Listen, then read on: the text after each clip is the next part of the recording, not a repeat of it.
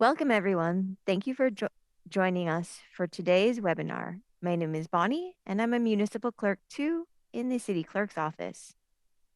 Today, the city clerk will present election training for the spring election. Just a little housekeeping before we get started. Today's webinar will be available on demand after the live session and is accessible through the same link you're using now. If you have any questions during this live webinar, please click the three dots in the lower right-hand corner of your screen. Select Ask a Question, and then type your questions into the form. We'll be answering questions at the end of each section, plus we'll have some time at the end too. There is a little bit of a delay, so go ahead and ask your question as soon as you have it. If we don't get to your question during today's webinar, we will be sure to follow up afterward. If you are watching a recording through your training portal, please email your training questions to clerk@cityofmadison.com. Questions and answers about this training will be posted on the training Q&A portion of our website. Now, without further ado, we will turn the time over to Mary Beth. Our presenter today has been clerk since 2006. This is her 64th election with the city of Madison. Thank you, Bonnie. It's good to be here with everybody today. We will start out with our goal. Our goal is for each eligible voter to be able to cast a ballot and have that ballot counted. Let's start out by reviewing our spring primary election. We had 39% voter turnout citywide, which was incredible. 55 wards had turnout that was greater than 40%. I put together a list of the wards that had turnout of 50% or above, so you may spot your polling place on this list. Wellspring United Methodist was our highest turnout location with 63% voter turnout.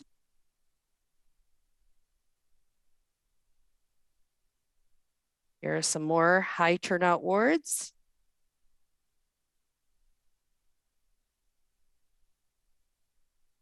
And some more high turnout wards.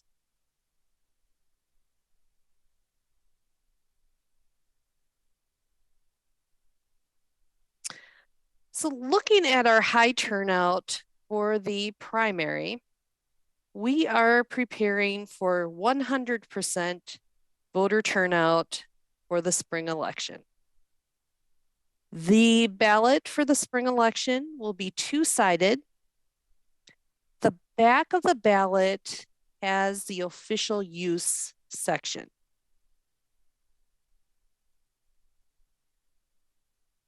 This is a type of election where we need to keep track of school districts. As you know, school district boundaries do not line up with our ward boundaries, and a single ward may have up to 3 different school districts. If a voter needs a ballot with a stripe in a color that is different from the color of the poll book, that school district will be highlighted on the poll book. In our example on the screen, we have a green poll book, and voters in the Middleton School District get a ballot with a green stripe at the top. But some of our voters in this ward are in the Verona School District, and they get a ballot with a blue stripe at the top. Those Verona School District voters have some blue highlighting on the poll book to indicate they get that blue ballot. But we need to communicate this with the ballot table. You will have a highlighter, that same color, to use on the voter slip in order to notify the ballot table of the correct ballot style. If the voter has already cast their ballot and then realizes they had the wrong school district, it's too late to correct the issue. So we want to make sure voters are thinking about their school district before they look at their ballot. At the poll book table, I would say to the voter, and I see we have you in the Verona School District. And then again at the ballot table, I would verify with the voter that we are giving them a ballot for the Verona School District. How will you know if your ward has multiple school districts? Ask your chief inspector at the beginning of your shift, and the back of their inspector statement will indicate what school districts are in that ward and what ballot styles are assigned to each school district. As you know, local elections can be very close, sometimes decided by just a few votes, and we really want to make sure people get the correct ballot. This ballot also has a lot of referenda questions. We may not discuss the referenda or explain the meaning of the referenda questions.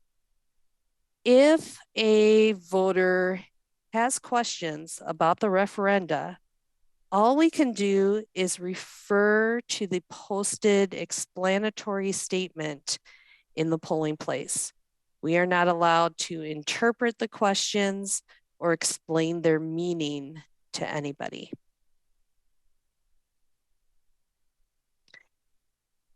If a voter wants to skip an office on the ballot or a referendum on the ballot, they are free to do so.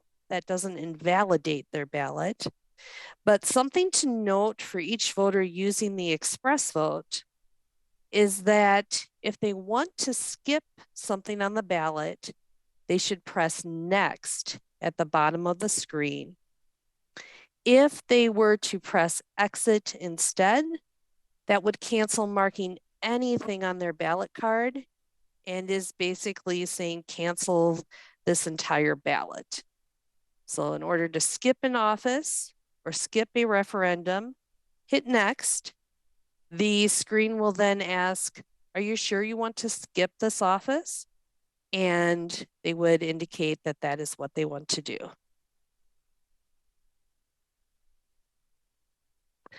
I'll just show you the referenda so you have a sense in advance of how many referendum questions we have on the ballot. So the state has put 3 referenda questions on the ballot. Here's the first one.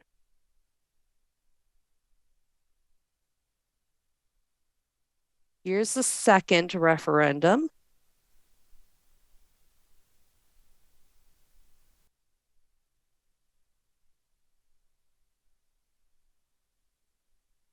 And the third referendum question that is on ballot statewide. Then the county has put a couple referendum on the ballot. And the second county referendum.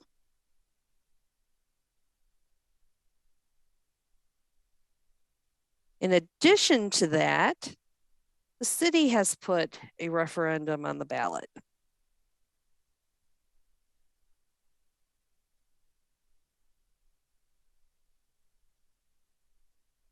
And then if your polling place includes the Monona Grove School District, you also have a school referendum on the ballot.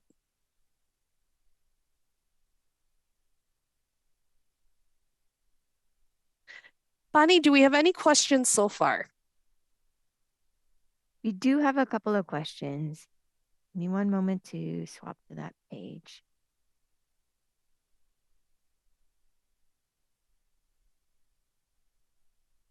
All right. There's a question that asks, which I think you just went over, but maybe for clarity. If a voter asks us if a referendum means what they think it means, are we allowed to say yes or no? Or do we just say that we cannot comment? We cannot comment. All right. And another question is, if a person exits by mistake instead of skipping a question, can they do this ballot over? I think they mean on the express vote. If they by mistake hit that cancel button, can they just start all over again? They can start over again. We will need to reactivate that ballot card. So they'll need some assistance, but that wouldn't count as a second ballot. They can try again and not hit exit, but instead hit next if there's anything they want to skip. And then there's one more question.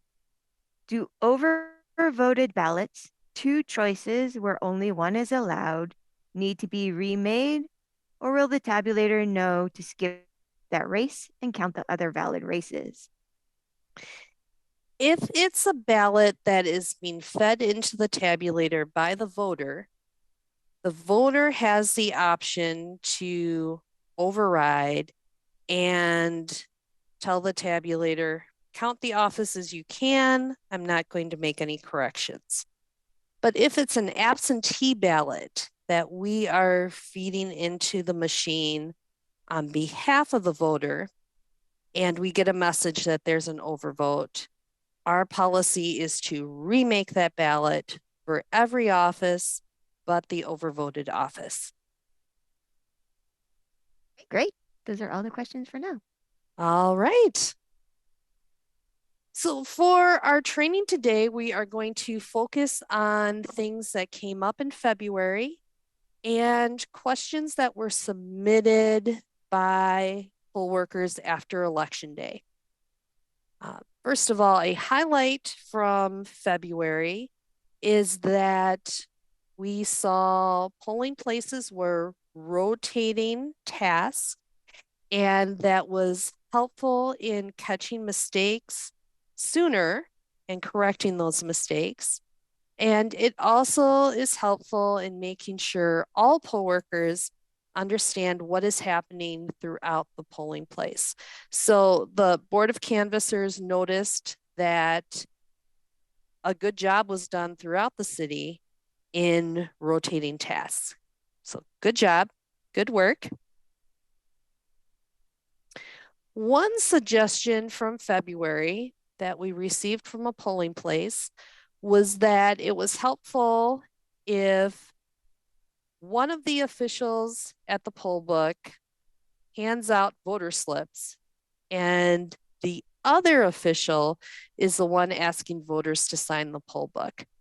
They found that if the same official was getting poll book signatures and handing out voter slips, they would sometimes miss doing one or the other.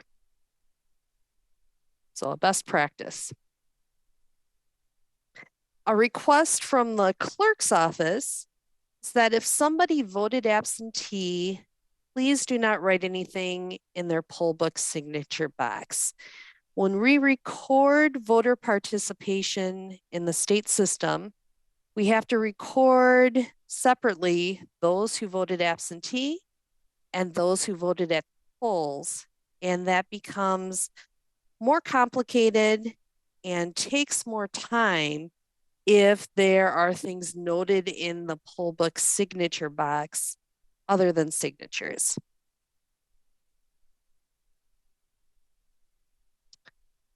When somebody is proving their identity and showing their voter ID, we do not want to compare the address on their ID to the address on the poll book.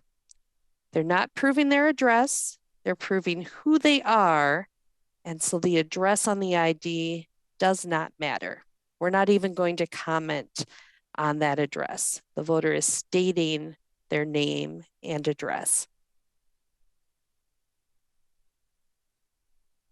At the ballot table, we have 2 poll workers initialing each ballot.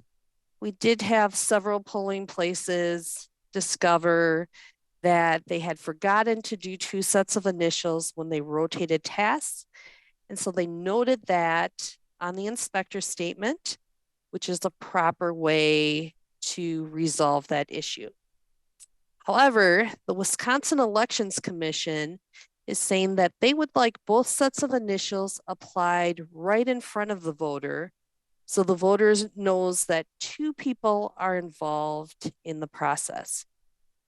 So a way we could try this out would be placing your second registration official at the ballot table, and that official can be involved in the second check on voter registrations, the new voter registration poll list, and applying 1 set of initials on the ballots we are issuing to voters. Feedback from at least one of our polling locations. I don't know if I heard from multiple people from the same polling place or if this came up at more than one polling location, but I've heard from a number of poll workers that it was very effective to ask voters, would you like to mark your ballot using a touchscreen or a pen? And when they asked the question that way, voters were more likely to be willing to try out the express vote than if they were thinking of the express vote as a computer. Because as we know, it's just a big pen or a big printer to mark your ballot card. One question submitted after the February primary was, which absentees do we check against the ineligible list? And the answer is all absentees get checked against that list. Another question submitted after February was, when is a witness address complete? So it's considered complete if the address includes a house number, a street name, and a city, or if there's enough information to actually find the address. So a recent discussion we had with our city attorney talked about a situation where a witness might write down their room number and the name of their residence hall and their city. And our attorney has said that would be a complete address because we could physically locate where that person resides. Another example of a complete address would be a witness that lists their street address, house number and street name, and their zip code. That would allow the mail carrier to find that address, even if it doesn't say city and state. The zip code is another way to indicate city and state. Another question from February, what if an absentee voter did not date their signature? That is okay. The date is not a requirement for a complete certificate envelope, and we are allowed to process that absentee.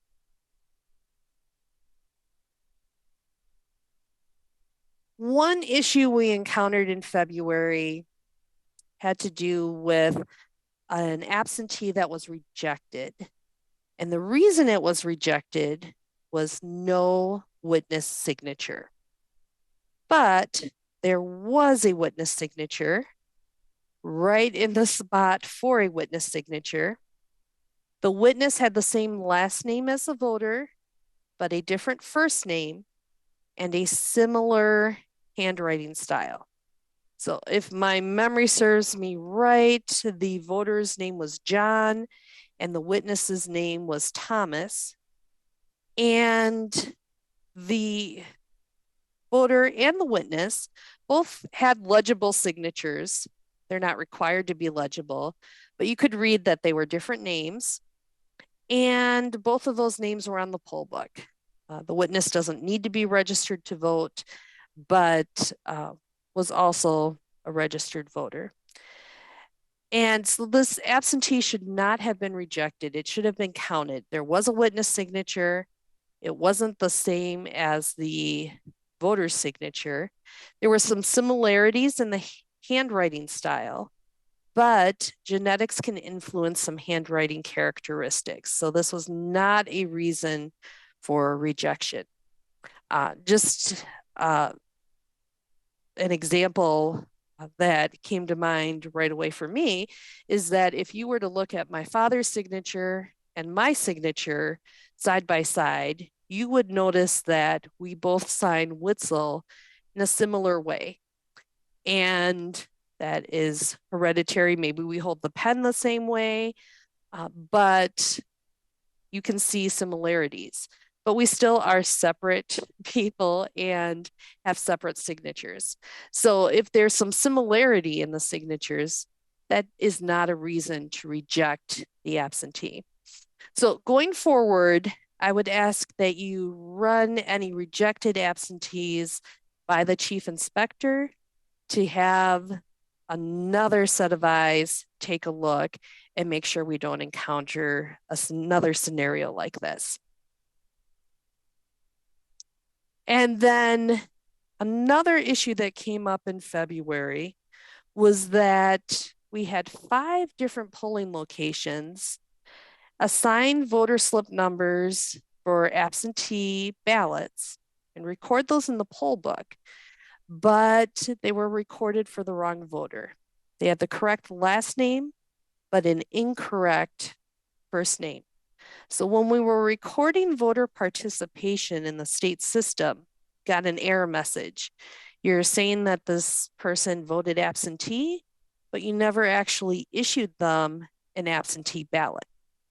And then we had to go through all the absentee envelopes to locate the envelope with that voter slip number, only to find that it was incorrectly recorded on the poll book.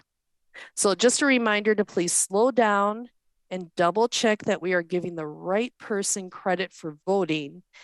If we assign voter participation to someone who didn't actually vote and they had moved and registered and voted in another polling place or municipality, that person could be charged with fraud based on our mistake. Our rules for absentee ballot deliveries remain the same. If somebody is dropping off an absentee, we will ask, are you the voter? And we may not ask for ID. If they say, no, I am not the voter, then we ask, are you delivering the ballot because the voter has determined that they require assistance returning the ballot due to their disability? If the answer is yes, then we ask, are you someone other than the voter's employer, an agent of that employer, or an officer or agent of the voters' union? And if yes, they are someone other than those roles, we may accept the absentee ballot.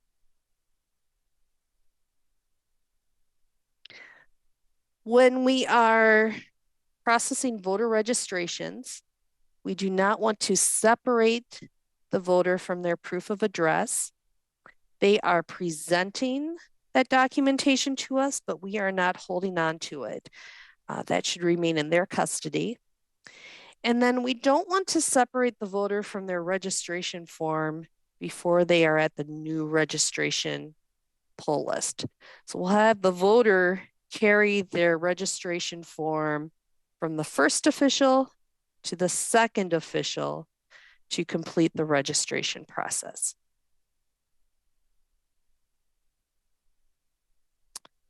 Another question we received after the February primary was, at what point, as we close the polls, can we remove the voted ballots from the tabulator cart? And That would be after we have printed, announced, and modemed the election results. At that point, we have locked in the results and can go ahead and access those ballots. And at that point, we would check for write-ins. If there are write-ins to tally, you will have write-in tally sheets with specific instructions. At this point, we don't have any write-ins to tally, but a candidate has until noon the Friday before the election to register as an official write-in candidate. We still do want to look through the ballots, though, to see if there are any write-ins for a candidate on the ballot for that office. And if so, the results tape needs to be adjusted. So here we have an example of an election for spring flower, and tulip and daffodil are the official candidates. The voter filled in the oval for daffodil, but they wrote in tulip. Even though they didn't fill in the write-in bubble, tulip takes precedence. The act of writing out a candidate's name demonstrates the voter's intent according to the state, even if they filled in an oval for another candidate.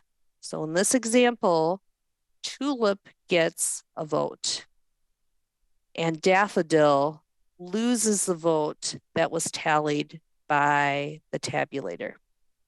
So we would document this on the inspector's statement and then note this on the results tape.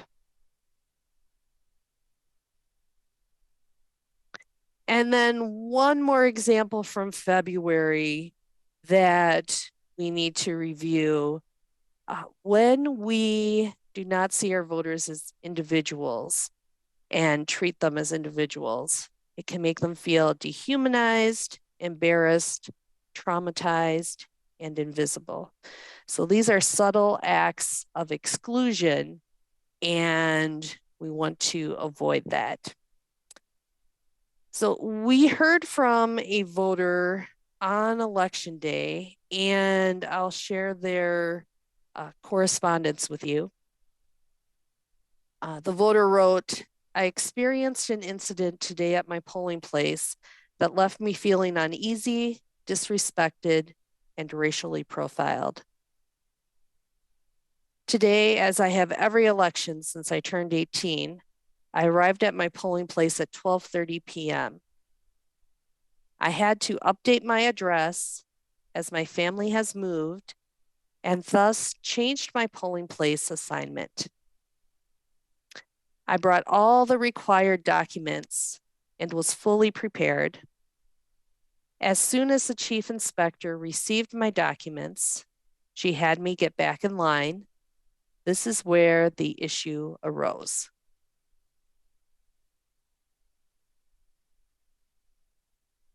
My updated voter registration forms were then handed to another young Asian woman in line, about 10 people ahead of me, who looked at the chief inspector with a confused expression. The chief inspector replied, "Was it not you who just registered to vote?" "It was not. It was me." The chief inspector then looked over at me, realizing her mistake, which she did not acknowledge. I think she thought I was too far away to hear what came next. Then another poll worker nodded her head in agreement and replied, "You two just look so similar."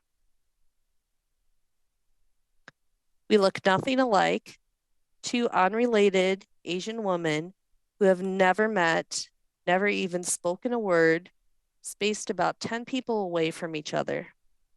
No apologies were made, and I cast my ballot.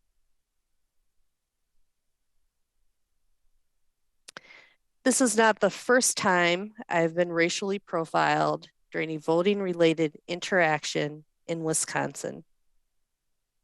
I am a proud Wisconsinite, a proud woman of color, and consider it a privilege to be able to vote for the many millions of people in this country who are not able to.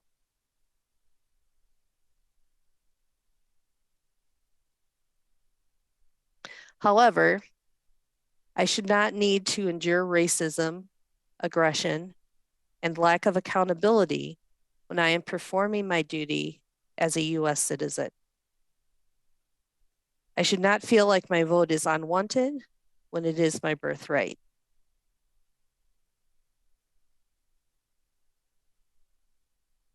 My personal information should not have been presented to a complete stranger because she was misidentified as me due to an action of ignorance and racism, which was then confirmed, protected, and validated by another poll worker.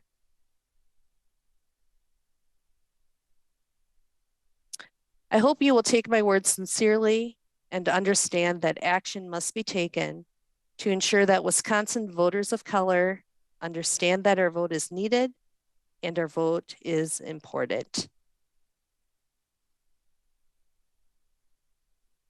So a reminder, and we've talked about this before, we judge ourselves by our intentions and we judge others by their impact.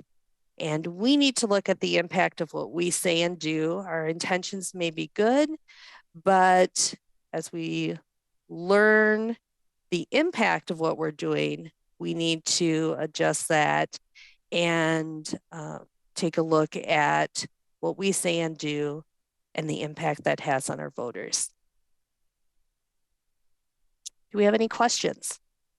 We do. And I just want to, before we get to the questions, reiterate that these are real life examples of things that have happened to our voters, of things that have happened to staff in the clerk's office. The number of times that I've been confused with Jen happens on a near weekly basis. And that is honestly quite frustrating and sometimes dehumanizing that my colleague and I cannot be told apart from one another. We're not the same type of Asian. We don't sound alike. We don't look alike. Not even if we did, that wouldn't make it okay. Right. You're very different. So really, we're just asking all of you, and this is stuff we ask of ourselves, to really think about what the impact of what we say or do, and then think about the repercussions sometimes of those actions. And so with that, we'll get into some of the questions.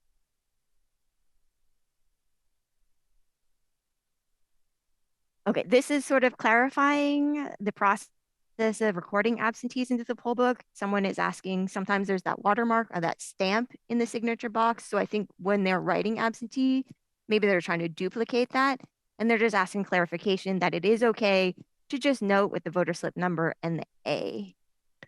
That is right. So for that watermark that says absentee is really for municipalities that print their poll books the night before the election. We do not have that luxury here. So what we do on election morning is take our absentee log, and the names on that log get highlighted on the poll book. We're highlighting the voter's name on the poll book to indicate that if that voter shows up, we will ask them, did you return your absentee ballot? But we're not doing anything with their signature box just because they've been issued an absentee. There are at least two questions regarding this. So they're asking, where is the ineligible list for checking in for the absentees? You have a copy of the ineligible list in your black absentee binder. You also have a copy in your voter registration table folder. And those are the only two places you're going to be checking against the ineligible list. The state law says for new voter registrations, we check the ineligible list. And for absentees, we check the ineligible list. The poll book itself has already been checked against the ineligible list behind the scenes and comparing more than you can actually see in the poll book. It's comparing dates of birth and ID numbers. So you only have two places you are utilizing that ineligible list at the polling place on election day. And just one more, because I know we keep track of so many different statistics. One person wants to know, are we also wanting to keep track of how many absentees that are hand delivered that we are not able to accept? Is that one of the, I can't remember, stat That sheets? that is not something that we've been keeping track of. But you're onto us and knowing that we do track a lot of statistics. I suppose if you want to make a note, if your chief wants to make a note in that absentee inspector statement, that would be sufficient. Right. And if you're noticing a trend that maybe we're not aware of in the clerk's office, if you're finding that there are dozens of people dropping off or trying to drop off absentees that you need to turn away, and they were not aware of that court ruling, communicate that to the clerk's office so we can include that in our voter outreach. Great. So it looks like we've covered all of our questions. Great. You will need to record your completion of this webinar through your training portal online after 4 p.m. this afternoon, Tuesday, March 14th. In the webinar attendance section of your portal, click the link labeled "Click here to complete this course," and then answer the quiz question. This is how our office will know you completed this training. Mary Beth, is there anything else you wanted to cover before we wrap up?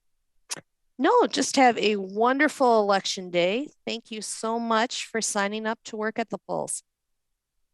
Great. Thanks, everyone. We really appreciate you being here. If you have any scheduling questions, please contact our office by sending an email message to madisonvotes@cityofmadison.com. Thanks again for joining us, and we will see you all on Election Day. Thank you.